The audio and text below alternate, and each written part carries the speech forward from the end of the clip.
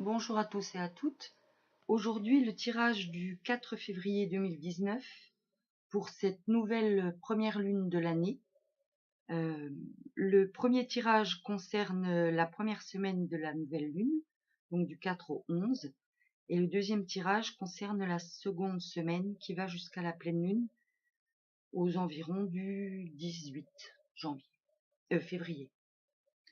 Donc, le premier tirage en élixir précieux donne le numéro 4, amour inconditionnel, reconnaissance de soi, et ensuite le numéro 6, auto-guérison, lumière, ancrage. Alors ça nous parle de quoi? Ça nous parle de repartir sur les bonnes bases, à savoir comment aimer l'autre ou les autres, s'il n'y a pas déjà cet amour inconditionnel pour soi. Donc le premier élixir va aider à s'accepter tel qu'on est, à sortir de cette idée qu'il faut toujours se développer, devenir de mieux en mieux, la meilleure version de soi-même, etc., etc. Mais apprendre juste à se reconnaître pour qui on est et à s'aimer inconditionnellement. C'est un beau début d'année pour commencer avec ce tirage-là. Et ensuite, nous avons le numéro 6, donc, qui dit auto-guérison. Les mots-clés sont auto-guérison, lumière, ancrage. Tout part de l'amour inconditionnel de soi pour pouvoir ensuite rayonner vers les autres. Et donc, ce deuxième élixir, il va permettre de s'auto-guérir, de mettre de la lumière dans tous les espaces un petit peu assombris où les ruminations mentales, les difficultés émotionnelles, on a quand même bien déblayé l'année 2018 là, avec toutes ces énergies anciennes. Et maintenant, il est temps, puisque c'est le nouvel an chinois aujourd'hui, qui correspond donc à la première nouvelle lune de l'année, il est temps de passer à autre chose. Peut-être vous le sentez déjà, cet appel d'un renouveau. Ça, c'est pour la première semaine. Pour la seconde semaine, le tirage donne le numéro 5, l'ancrage. Ancrage, alignement, dépassement de soi. Alors, dans ces termes, ancrage, alignement, dépassement de soi, le dépassement de soi ne concerne pas quelque chose qu'il faudrait faire en force, avec de la volonté, comme on l'entend généralement. Le dépassement de soi, ici, il s'agit plutôt de laisser faire l'élixir pour que puissent émerger des nouvelles choses, des nouveaux espaces auxquels on n'a pas encore forcément accès maintenant. Et cet élixir-là, il permet ça. Il permet d'aller creuser.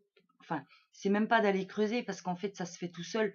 Mais c'est de laisser émerger quelque chose dont on n'a pas forcément la conscience encore. Et le élixir suivant est le numéro 24, renouveau, régénération, quiétude. Donc, c'est un élixir qui, en même temps, apporte de l'oxygène. Il donne de l'air en fait. Il permet le renouveau par justement cette grande respiration qu'il amène et qui permet justement l'émergence du renouveau. C'est un élixir qui a été fait à l'équinoxe de printemps.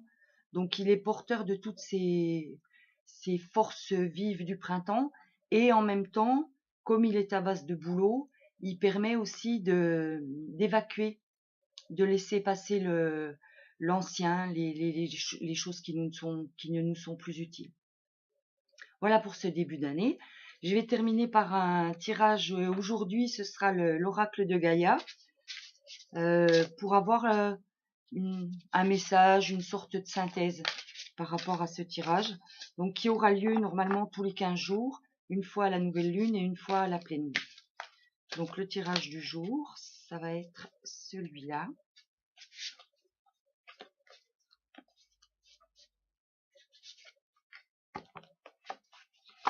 Alors c'est la carte évolution, changement de la Terre, changement climatique, transformation. Donc je vais vous dire un petit peu plus de quoi ça parle.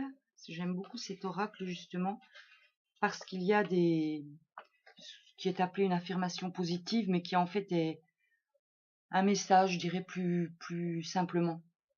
Tout prend place avec amour, dans le temps et l'espace. La vie se transforme constamment, mais rien ne change en essence. Il n'y a rien à craindre, seul l'amour existe.